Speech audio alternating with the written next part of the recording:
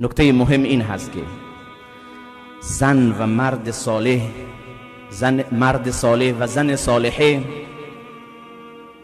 هیچ وقت تصادفی به هم نمیرسند، هیچ موقع بر اساس تصادف، بر حسب تصادف با هم ازدواج نمی کنند.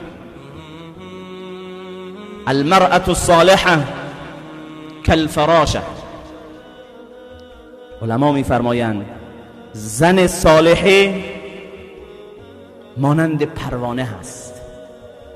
لا یصطادها الا رجل نسج شباکه ایمانا و عملا و صیانتا و تقوا.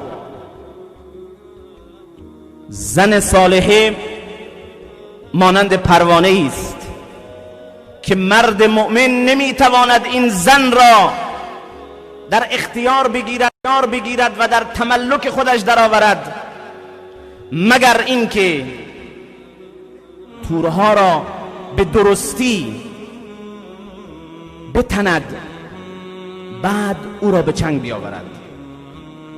و این زن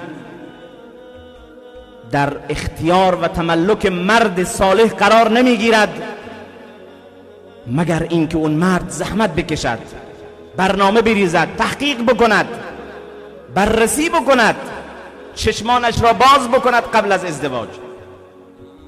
و همچنین الرجل الصالح، مرد صالح هم صدفتا و تصادفا در تملک یک زن مؤمن قرار نمیگیرد، بلکه الرجل الصالح کالشجرة طیبه، مانند درخت پاک هست. مرد پاک،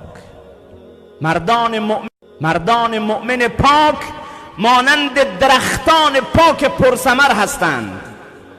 لا تأكل منها الا امرأة طیبة عفیفه.